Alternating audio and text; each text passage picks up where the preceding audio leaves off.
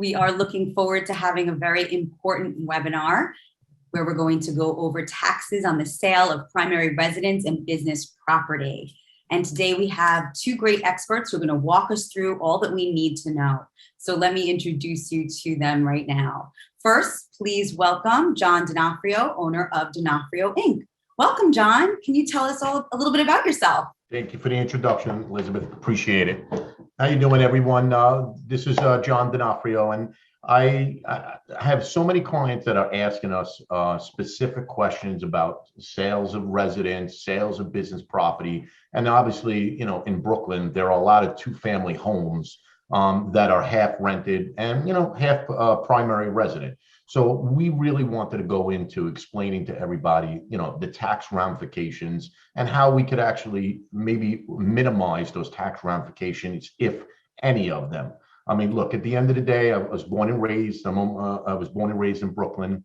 I have a bachelor's degree from Pace University and an MBA in taxation from Baruch.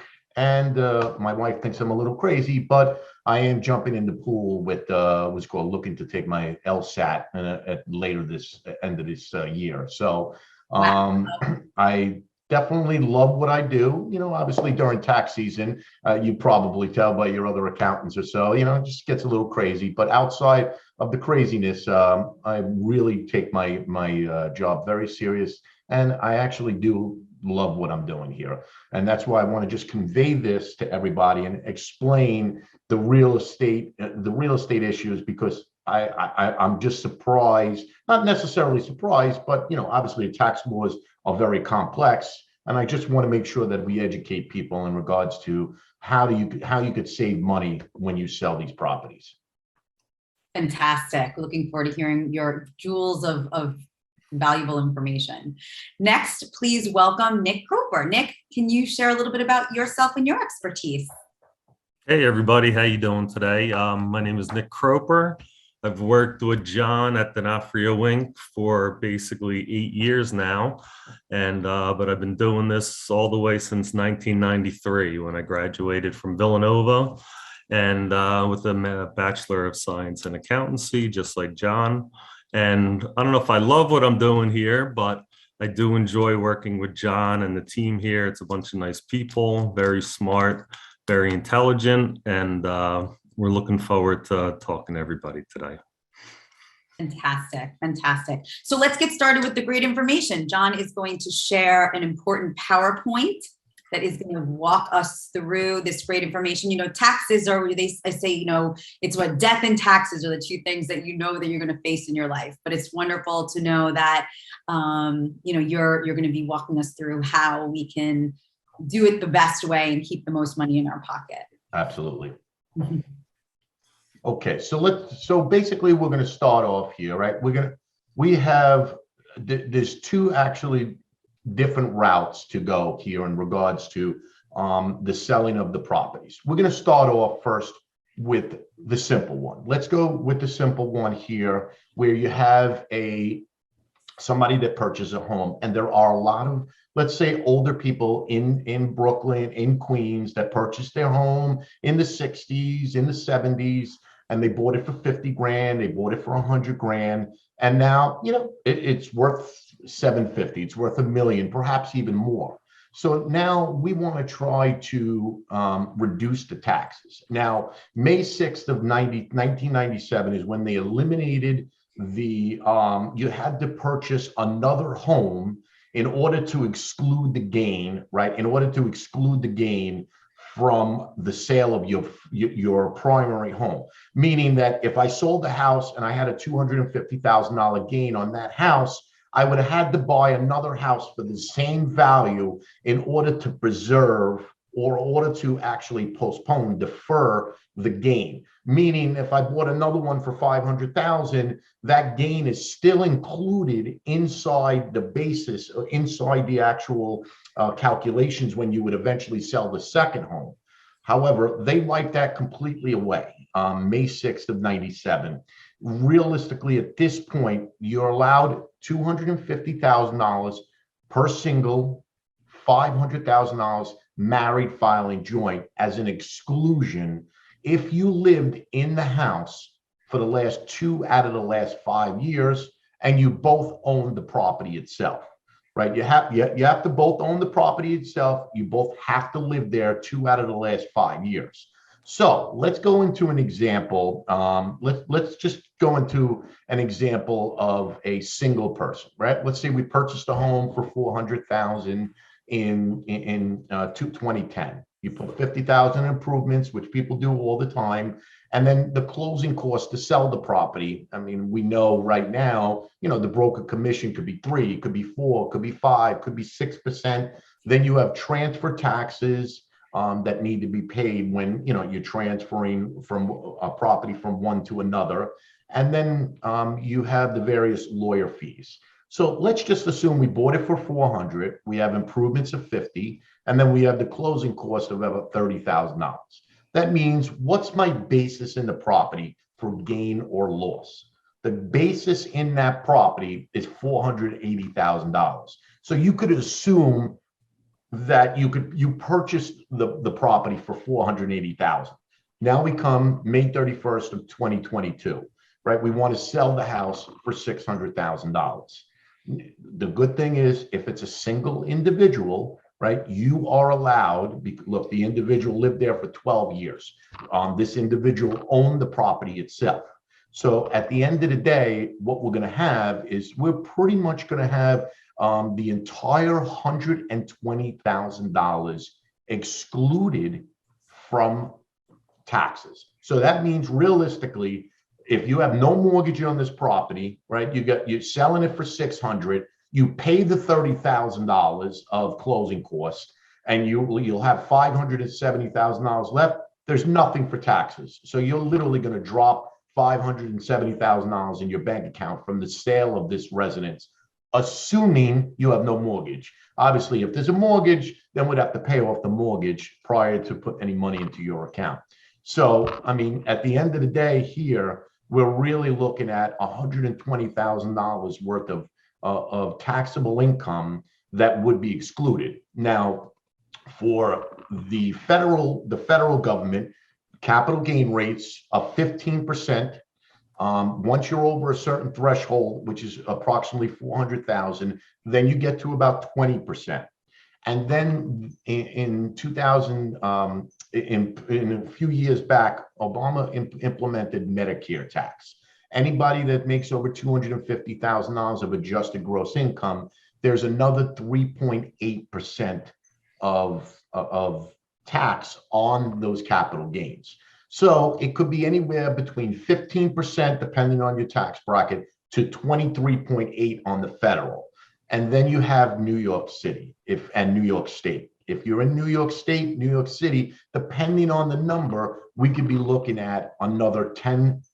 You're talking another 10% of income tax levied on that. So if, let's say, you were in the 15% bracket and you made $50,000 on your W-2, and now we have $120,000 coming into your taxable gains, you would basically, at a 15% rate, right? What we're looking at here at 15%, you're pretty much, talking about a substantial amount of money here, and then 10% on New York State. So we're talking about 25% at the minimal of $30,000 in profit. Look, of tax. We want to try to avoid that $30,000. This is money that we could give to the kids. This is money we could do for a vacation. This is money for as far as construction, maybe for the next place. So we would want to save the $30,000. Now, if you made more money, obviously this would put you into a different bracket. And now now we could be talking closer to $40,000 worth of tax. So I just want to say that here, for single individuals, if the gain is $120,000 or $250,000 or less, you realistically will not have any taxable gain on there if you live in New York City or New York State for that matter as well. But now let's go to another situation here. Let's look at it if we were married filing joint, right? And both of you owned it for 2 years, and both of you owned it for at least 2 years, and you lived in it 2 years. You purchased it 12 years ago, $400,000. you sold it for $850,000, right? So now we have a $400,000 gain, excluding any of the improvements. We'll assume in the purchase price, the $400,000 has all the additions to the basis or so. So if we look at this, the gain on the sale of this is $450,000. That by itself is going to push you into a different tax bracket, because now, even if you made $150,000, now you're in the $600,000 adjusted gross income number. So now we're looking at more on the federal side of about 23.8%. And then you have New York State for another 10%. So let's look at it this way. So we're talking about 1/3 of the gain almost used for taxes. And that's normally what it is, 1/3 of the gain. But because of the fact that each married person lived together, they're married, they're filing a joint return, and they owned it for 2 out of the last 5 years, the entire $450,000 is excluded, is completely excluded. Now, that's a lot. That is a lot of money. I mean, we're talking about $150,000. Now, we don't have to do anything special for this rule. As long as we live there 2 out of the last 5 years, there's nothing special that needs to be done. You just need to tell your accountant, you need to provide us with all the data, and you'll be able to get this exclusion. I don't think they're going to do anything with this as far as what new tax laws come out, because look, at the end of the day, what do we want to do? The American dream is to have a house, and we want to all own our own houses. So what are we going to do? We can't actually incentivize people to own their own houses if we're making this type of money, and they're going to actually take a good portion of it away once you sell it. So I see this as one of the laws that really aren't going to go away, because they do want people part of the American dream and own their own house. And this does incentivize them, because look, if one sells it, now I have the entire $850 less any commissions to go buy something else. So, I believe this is going to stay exactly where it's going to be with 250, 500. They might exclude, let's say they might, change the numbers for inflation, but pretty much it should stay the same. It has been around for a while now. Let's go into one more Let's go into one more of if the gain is over 500,000, right? So let's assume the same scenario as before, but now we sold it for $990. Now the gain on the property, right, is $510,000. If this was a commercial property, if this was a single family home that you were renting out, right, that you were literally renting to somebody else, this would be the gain on there, and you would be subject to capital gains on the entire $510,000. However, because we get the $500,000 exclusion, realistically, we have $10,000 worth of taxable gain here. So at the end of the day, you're going to put $990,000 in this example in your pocket, assuming no commission, assuming no mortgage, less the commission. So let's say $960,000 in your pocket, and you would literally owe $2,500 in taxes. So because we're going to say you make $100,000 or so, 10,000 or so is taxed at 15%, and then 10% to New York State. So realistically, we walk away with $2,500 worth of tax associated with this property. Amazing. I mean, that's really what we want to do. It goes to show that it's really important to talk to you before you go ahead and you buy, sell, to really know what it entails and, what you can do to maximize your profit into your pocket. Exactly. And look, also, there are other scenarios too, which I'm really not going to get into right now because it's a little more complex. But I just want you to understand there's a step up in basis on a portion of the property, right? If one of the spouses, let's say they're both elderly spouses, and one of them passes away, let's say in 2005, and the other one's looking to sell it in 2015. Realistically, we do get a step up in basis on 50% of that property based on the fair market value of the decedent passing away. Nick, can you just do me a favor, just a very, because I know it's a complex issue, can you just explain on the element where if we have two elderly individuals, you know, they're married for 50 years, they bought it for $10,000 in 1965, and it's worth $1 million now, what would transpire as far as what the gain would be if one died in 2005, the other died in 2015?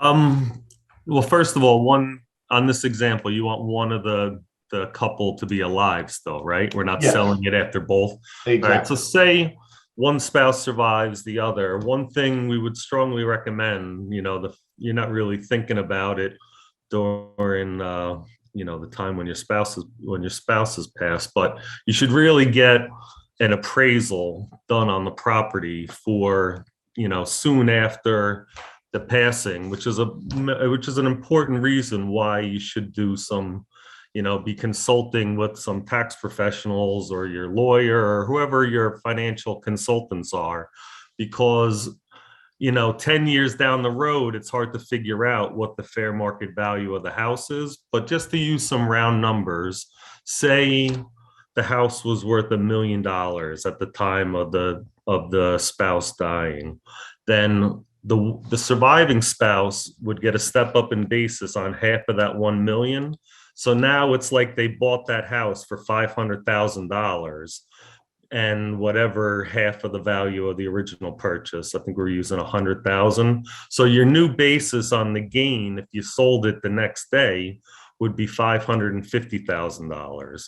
But if you sell it 10 years later, it's hard to kind of come up with that. So that's one kind of important planning thing to keep in the back of your head. But, you know, just like we've been saying, a lot of this stuff is very complex and you should really talk to somebody. It might not be us as a firm at Donofrio Inc, but whoever your advisors are or your tax consultants are. It's very important to do some planning before the actual sale happens or before you do anything that commits you to making a taxable transaction. You should always talk to somebody beforehand, because we get a lot of people that come in after the fact and it's too late to do anything once you've had the sale and the closing and everything like that, where there could be some opportunities that you could use to save on taxes.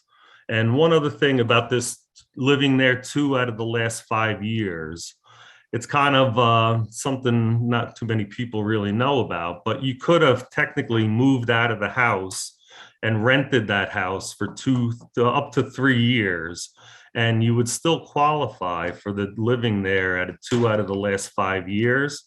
But it's very important once you get to that end of the 3-year threshold when you moved out of the house that you're going to lose that potential $500,000 exclusion or $250,000 per person once that 3-year period expires. So there is something where you could, maybe you didn't have a buyer right away and you have a house down in Florida and you're moving down. You don't have to, you know, you don't have to sell it immediately as you live there for your personal residence, but you could sell it up to 3 years later and you would still qualify for the 2 out of the 5 years to get that $250,000 exclusion per person. Good point. It's really simple to make sure that you speak to the right person so that you're making the right moves and that you don't make a mistake that will have tremendous tax implications. I'm actually going to share your contact information in the chat and everyone will get that tomorrow as well. Yeah, that was good. It was a good point, Nick, in regards to the step up in basis. And just a little further on that is, I just want you to understand, if the second to die was selling the house 10 years later, let's assume for argument's sake, the fair market value from the 10 years from when the first spouse died to the second spouse, let's just assume for simplicity purposes that the $1 million fair market value was. Now, if you bought it for 100,000, we're going to divide 100,000 by 2, right? Because one's 50% for one spouse, one's 50,000 for another spouse. Then we take the $500,000 value on the date of the first to die. That basically would be the $1 million value of the house. Now you get half of that $1 million. So that's the step up in basis. So now, like Nick said, your new basis, if you sold it tomorrow, for the $1 million, you would have a $450,000 gain on there.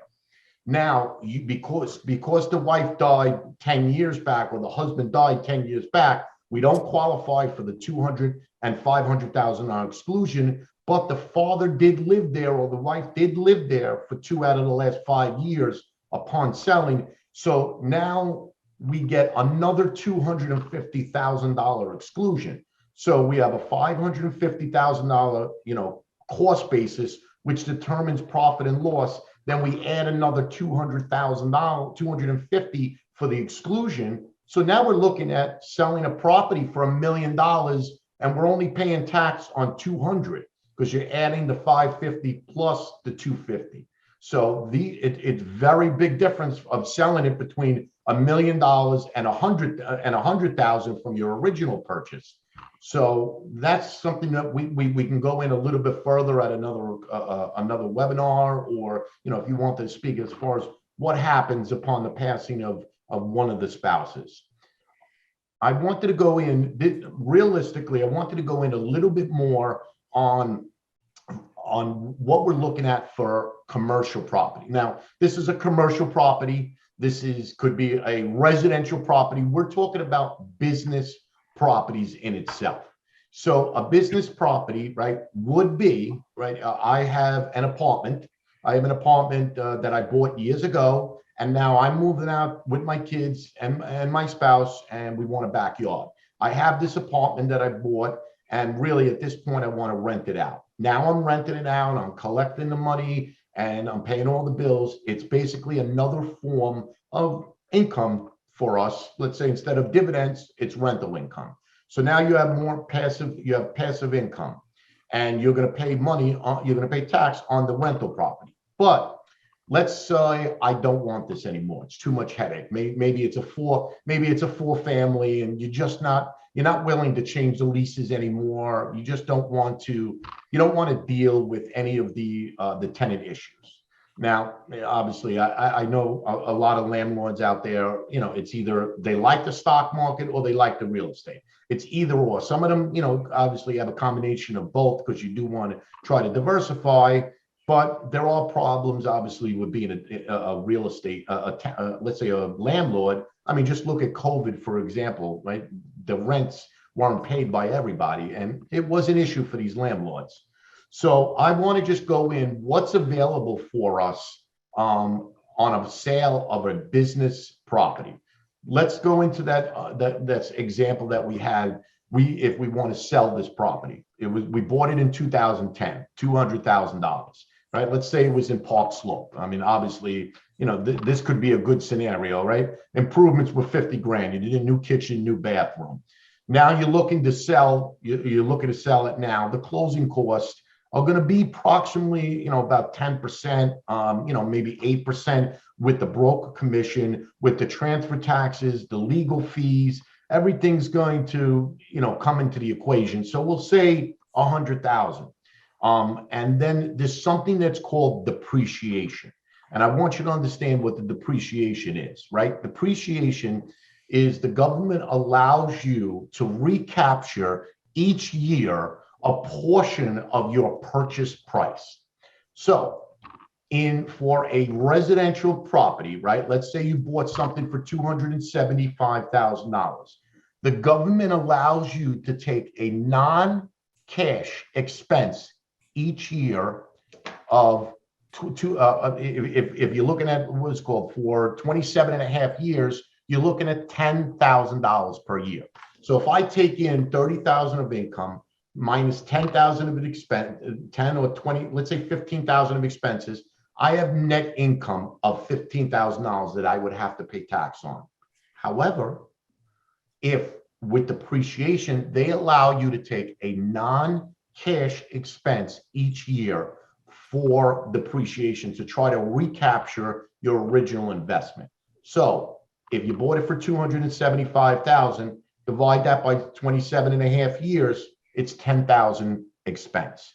So instead of you paying $15,000 of taxable income on your money, you're only paying 5,000 of taxable income. So whatever your tax bracket is, you're going to multiply that by the 5,000. So each year, understand that you are benefiting from the tax advantage. Now comes to selling the property. What they want you to do is they want you to recapture. They want you to recapture that depreciation when you sell the property. It's called depreciation recapture.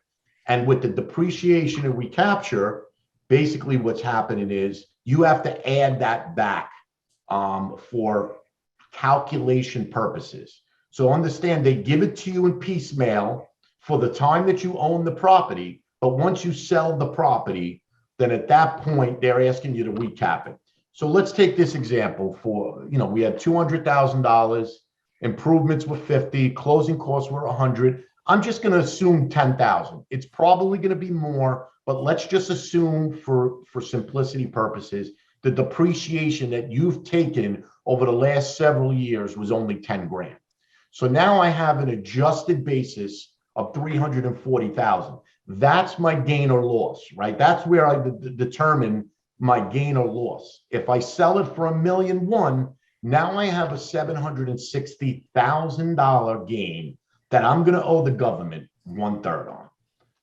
That's $250,000. Almost everybody that's on the webinar wants to keep their money in the pocket. So realistically, the $250, there are ways to get around this. And you would have to obviously, it's called a 1031 exchange. But before I get into that, I just want to go back one more step. The $760,000 gain, you'd have to pay tax on that. But we're going to, in a few minutes, we'll just explain how we could not necessarily avoid the tax. We could defer the tax. But I want to go into one other thing when you have a hybrid. A hybrid is a two-family home that you live in the base, that you live in the bottom, and your tenants live on the top. They've been there for 10 years, right? So realistically, you're collecting all the money, you're taking expenses, you're collecting all the rental income, and on 50%, we'll assume the square footage of the two apartments are 50-50 for simplicity purposes. If we divide those in two each year, right, you get the real estate taxes, the expenses, the gas, the fuel. You would take 50% of those expenses each year, including the depreciation, and offset the rental income. The other portion of the expenses, the only one that's really deductible for personal taxes is the mortgage interest and the real estate taxes. So we'll be able to offset that. Now we're coming into a two-family home, right? We have a two-family home. We have an exclusion. Let's go back to the original run, right? We're going to go back. We'll assume here, right? We'll assume it's an $480,000 sale times two. The government makes you break up in their eyes. The government is breaking up the property as it's literally two properties. Even though the block and lot is exactly the same, for income tax purposes, it's almost as if you had two sales. So realistically, on 50% of the sale, right, this is basically what we're going to have, right? On 50% of the sale is we're going to have the exclusion of 250,000. So there's no taxable gain, right? There's zero on there. Same thing with here, no taxable gain. However, now we go to the residential portion of it. If we're selling it and it's the commercial, the rental portion of it, if it's a rental portion, that same money will be taxed. This 120 will be taxed. So you will get, there's going to be two lines here you're going to, on your tax return. One for this portion of it that's going to be your personal, which this 120 will completely excluded. And then you'll have another line for residential, commercial properties, right? And there'll be another 120,000 with a gain. That's subject to the 1/3 of tax between IRS, Medicare tax, New York State, and New York City.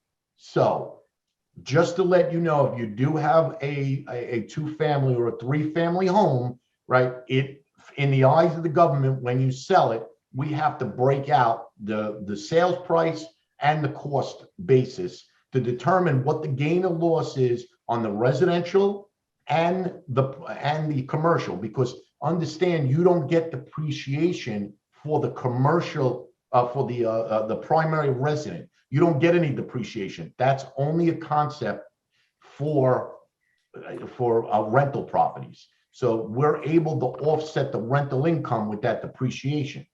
So how do we get around not paying the government $760,000 when you sell it? There's a couple, it's called a 1031 exchange, right? The 1031 exchange, I just want to let you know, the primary resident portion of that sale, you can't do a 1031 exchange. It only can be business property that can be do the 1031 exchange. So with that being said, if I sold the property for $1 million, hopefully the $500,000, the 50% that I used for the primary resident, I'm not going to pay $1 in tax. So I'm really not worried about trying to defer that tax. But then you got the $500,000, which, you know, 1/3 of that we're going to have to pay in taxes. How do I defer that? You could do a few things. You could buy another property if this particular property you don't want, or you can get into something called a triple net lease, such as a Burger King, such as a Popeyes or something, where they guarantee you the money, you know, for a certain period of time. And then they do have like lease extensions. Or you could do something, it's called a Delaware Statutory Trust, where pretty much it's like a partnership for a huge complex building. So let's say, you know, you had a group of people buy, prepare a $60 million building with 300 units. Realistically, you would own 1%, 0.5%. So it'd be like a partnership that you would be able to go into, and you would get money each month. You would get money each month for the rental income. And then obviously, when they would sell the property, or you wanted to sell the property, you would go ahead and either defer it to another property, or you pay the tax on the second time you sell. But there are pros and cons with each one of these, right? I mean, the first one is maybe you don't want to be a landlord anymore. The second one is I'm worried about Popeyes, I'm worried about Burger King, or all these franchises. And third is, do I want to be in a partnership?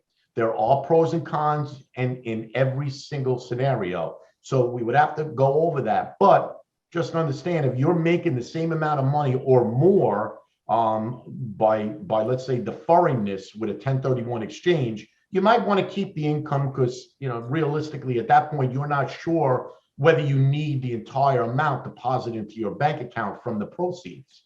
So we'd have to invest it somewhere. If it's $500,000, we're only getting 0.3 on the interest in the bank. So we would want to do something to that nature. So at the end of the day here, I just want you to understand that with the primary residence, we get that 250 to 500,000 exclusion. And then with the commercial or the residential business side of the property, we can do a section 1031 exchange if you wanted to defer the income. And like Nick pointed out before, there is a step up in basis on the date of passing. So let's just assume, you know, somebody's parent owned the property, it's herself, and she's got nothing else but, you know, let's say 50 grand in the account and $1 million property on East 4th Street.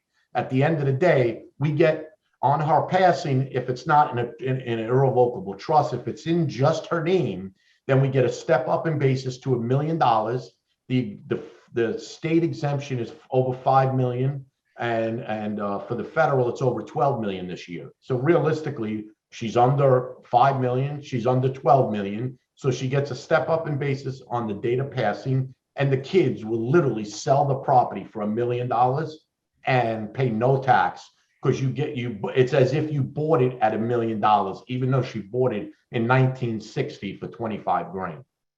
So Wow. these are things that we can get around. Maybe we could defer, maybe we could hold off on making a sale, maybe we could lease this back. So there's so many other options that we could do in order to rather defer the tax. I just make that clear. Nick, would you like to add anything to the equation, Nick?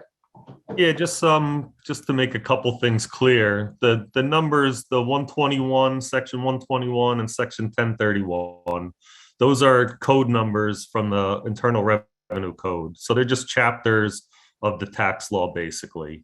And 1031 is called a like-kind exchange. So it's a business concept and only applies to commercial property.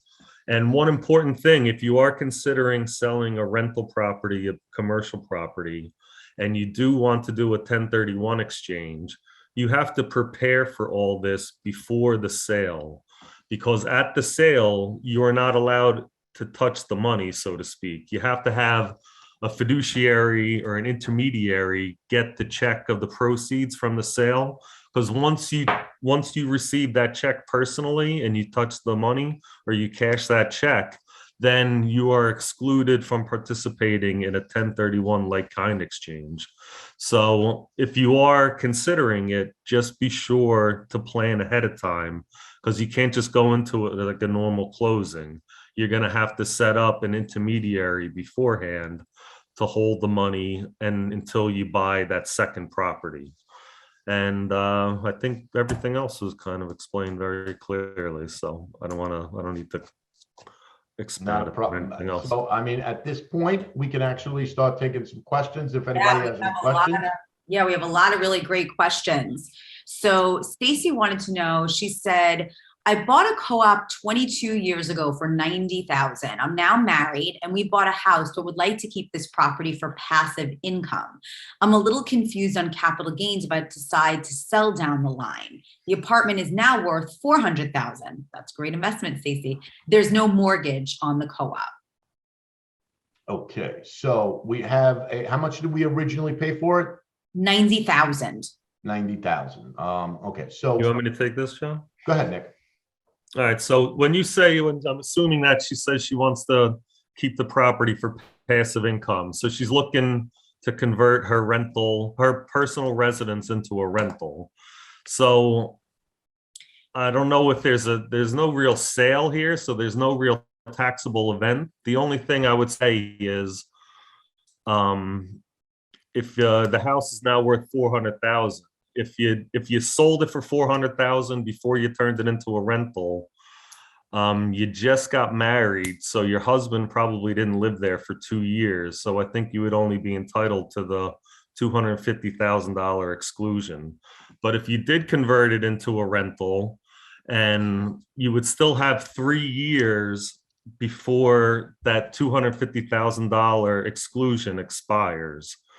But I think those were the details that were Yeah, there. so just to elaborate on that for you is understand, let's round it to 100,000 instead of 90, right? We're going to round it to 100 because more than likely she put in some flooring and some cabinets. So we'll do it to 100,000. So right now at 400,000, we have an embedded capital gain, right? Embedded capital gain of $300,000. So that means depending on where her, let's say, taxable income is, let's assume it's 100 grand right now, on a W-2. You're looking at 25% of capital gains between IRS and New York. So she would owe $75,000 on that.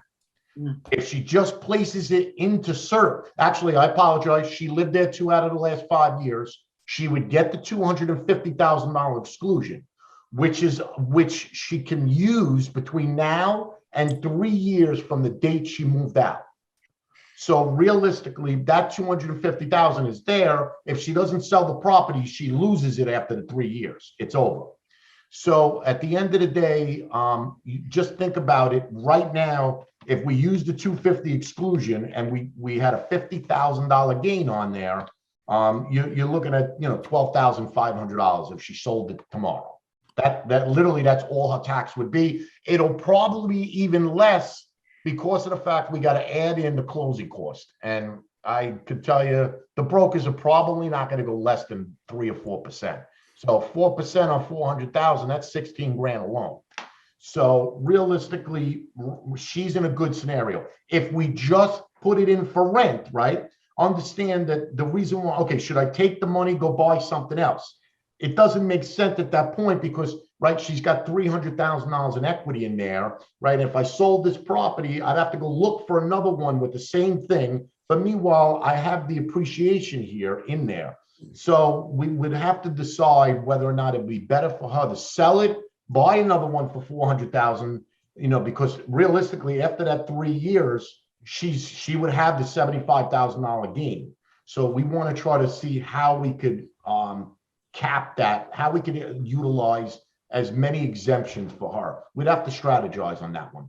And a great example why it's important to reach out before you make the decision about selling is that this is the kind of thing that someone could sit down with you, right? And kind of go over, this is my plans, this is what I'm thinking, what do you recommend? So that you can help them move forward with the best scenario. Exactly. Because if this is not cookie cutter, right? It's nothing's cookie cutter. So everybody's got to go through the process. So Karen wanted to know, other than closing costs, what other deductions can be taken from the taxable amount? Example, renovations, capital improvements.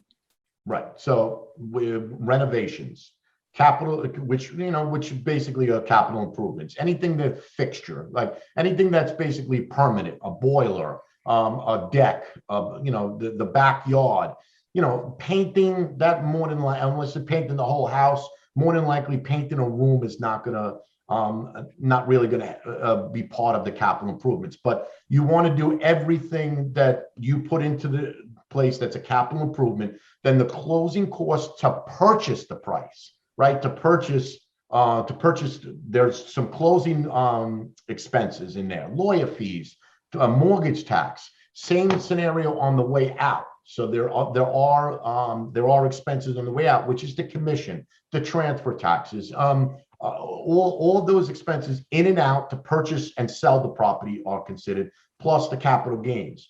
And just to go back to I think it was Stacy, an assessment on the co-op, right? Because remember, the co-op is making the assessment. An assessment on that co-op would also be in addition to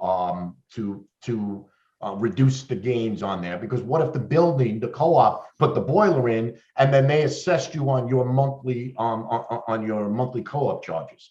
So items like that, and there are a few other items that we can go in. I could send them an email of what the list are, because I'm giving you basically in that closing statement there are a substantial amount of expenses, and I'm just being brief on the closing statement. Thank you. Thank you for that. Deborah said she purchased a home for $150,000 in 1995. She refinanced $380,000 in 2006. If we sold the home in 2022, is the basis on $150,000 or $380,000? Nick, you want to take that one? Unless the $380,000 refinance was used to pay for capital improvements, it's just $150,000 as the cost basis. If you took out money because the house went up in equity and spent it on a boat or a vacation home, if it didn't go into the house you're talking about, your residence, your basis is just $150,000. And what they do is they called it buy, build, and improve the house. You only can, if you take money out of it to buy, build, or improve, that's where because if you put an extension on, that would be part of the basis itself. But the fact that she originally bought it for $150,000, right? Whatever that mortgage was when she took out the refinance, so the $380,000 paid off the original. Let's say there was $100,000 left. She got $380,000. The $150,000, the original purchase price is, unless out of that $380,000, she used some of it to improve. But if she used anything else, college vacation, cars, it doesn't add to the basis. Because a lot of people have the notion that the mortgage has to do with the basis gain or sale, and it really doesn't.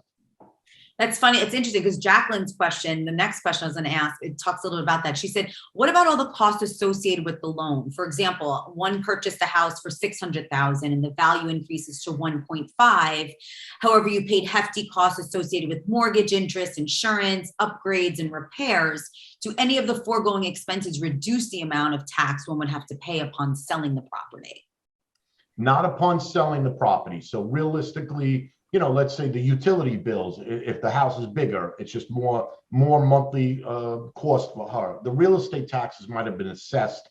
Realistically, that's an annual deduction that we get each year. So she's benefiting somewhat on the real estate taxes. I know in 2018, they changed the rules where they capped it at 10,000, but New York still takes the real estate taxes, and they'll be able to, you'll be able to write that off. The interest itself as well, right? You'll be able to write it off. Now, I'm not going to go into mortgage interest, but there are limitations on the type of how much of the mortgage. Somebody that takes $3 million mortgage is not getting to deduct. Johnny Depp's not getting to deduct the entire $3 million of mortgage interest. All he gets to do is deduct $750,000 of that $3 million. So if you had $60,000 in mortgage interest, he would only be able to deduct 15 grand on his personal return.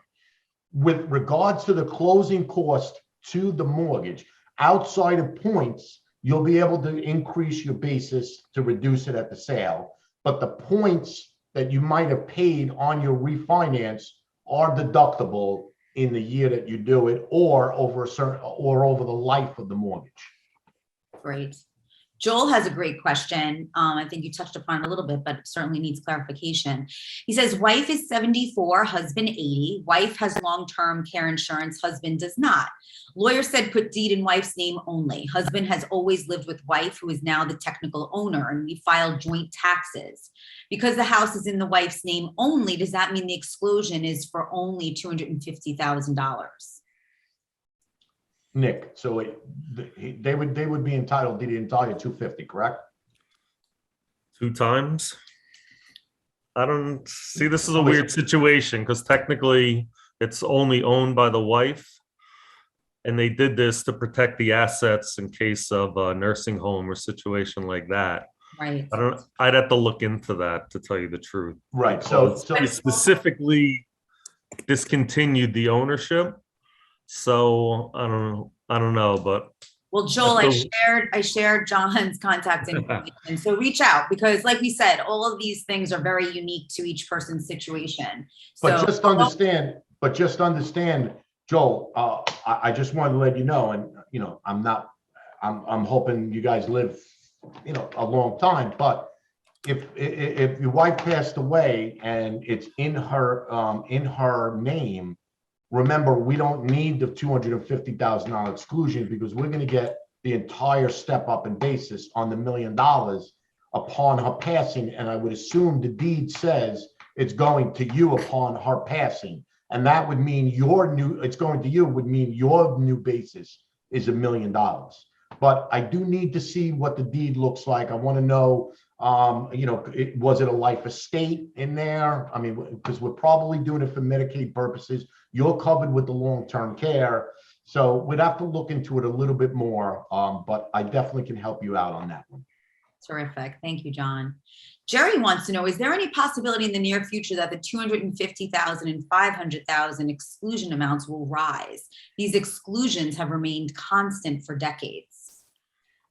It's a good question. I don't think so. The only reason why I'm saying no is because these numbers are inflated, for the West Coast and the East Coast. Because in the middle of the country, they don't even come anywhere near this. And realistically, who would we be benefiting if we did? They're basically trying to say, okay, again, I don't want the rich to benefit. So now if I go to $2 million, it's just because I would like to, I don't even know the statistics, but I'd like to know the statistics of how many people use the 250 or the 500 or utilize the entire amount, rather. I don't even know if many people utilize the entire amount, because we have clients all over the country, but realistically, the ones that get hit hard are really the ones from New York and California. Great, thank you. John wanted to know, what about New York transfer taxes? The transfer taxes are just part of the closing cost. That's literally, there's nothing, it's when you sell or you buy, this transfer tax is associated with it. So the transfer taxes, yes, they are a direct expense that will offset the closing, that will offset the gain because they're already factored in. You don't get any of your proceeds until the transfer taxes are paid. And one other thing, why we're using 9 to 10% of selling costs, that factors in the transfer tax in there. So basically, the bulk of your selling costs are the real estate commission and the transfer tax. And typically, it's between 8 and 10% of every sale. Right. And that's the commission, anywhere between 3 and 6. And, then depending on the price of the house, the transfer taxes can go higher.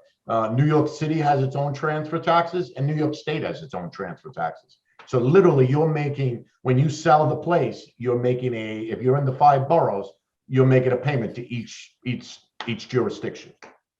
Right.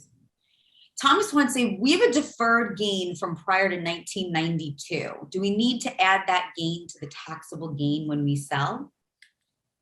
Yeah, well, your basis just carries over, right? So whatever the original basis was, that's the new basis. You don't get any step up in basis for the deferred. The deferment is just basically inputting. What they're doing is they're taking it from one property and putting that deferment into the second property. So realistically, that deferment, for argument's sake, Nick, correct me if I'm wrong, for argument's sake, let's say it's not there because we're just going by, it is there embedded because now we have a new fair market value. Right, the new fair market value from 92 to there has probably increased drastically. So the deferred gain is part of what you originally purchased for and the sale price and the eventual sale price.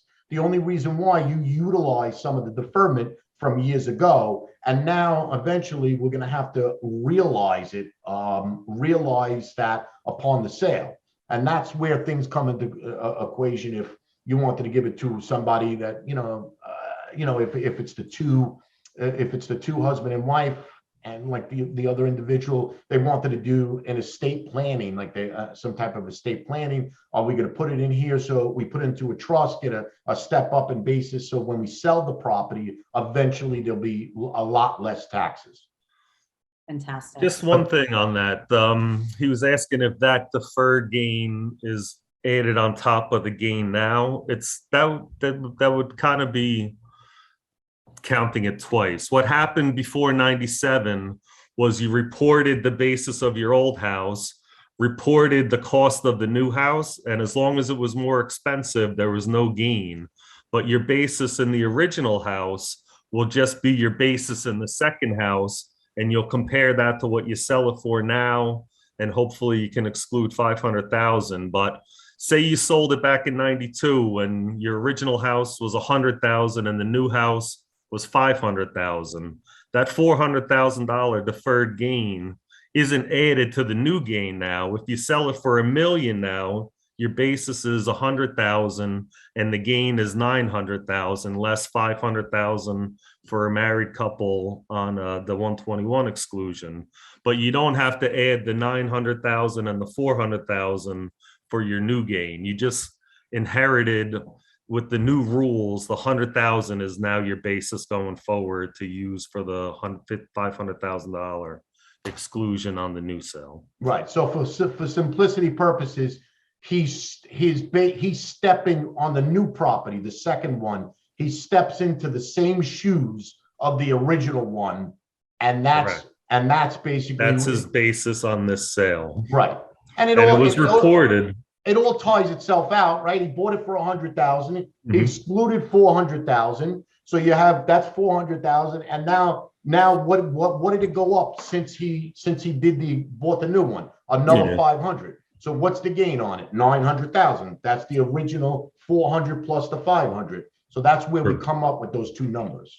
True. Got it. My goodness, you've been so generous with your time and all this information. I have a great question to end on because we're coming to the end of our webinar. But Deborah wanted to know, how much is a consultation a planning fee? And I think it would be great for you to share with us, what is the next step? I mean, so many people have so many questions and they're so unique to each person that obviously meeting with you is the best way to kind of know what's the next step for them. That's the best next step for them. So what is the next step in, working with you, having a consultation? What do you recommend as next steps? I recommend you give us a call, give us an email, and let's look. I'm very fair with my fees and everything, and realistically, there's not going to be, if we're having a brief conversation on here, there really will be. There's not going to be a consultation fee on here. I have a feeling that if we have a consultation, more than likely, we might engage in a relationship. And then basically it's based on what has to be done from there. But the consultation from the get-go, I can tell you right now, it's part of my job to offer what we have to clients, and then you take it from there to see whether or not you want to proceed with us. Wonderful, wonderful. So people, do not be shy. I'm so happy all of our attendees, they were not shy with the questions. We got so many great questions, and please reach out to John. I put his information in the chat. You'll also get his contact information tomorrow with an email. This has all been recorded. We will share the link with you so you can watch it again. You can share it with your family and friends as well. We certainly encourage you to do so. And Nick and John, thank you so much for your time and your expertise. You really were so generous with that, and I truly appreciate it. Not a problem. Elizabeth, thank you for everything. Absolutely. And everybody, I wish you the best of luck with everything. Enjoy your summer, and please feel free to give us a call. Absolutely. Thank you for joining us, everyone. Please stay safe, stay healthy, and we'll look forward to seeing you on a future webinar.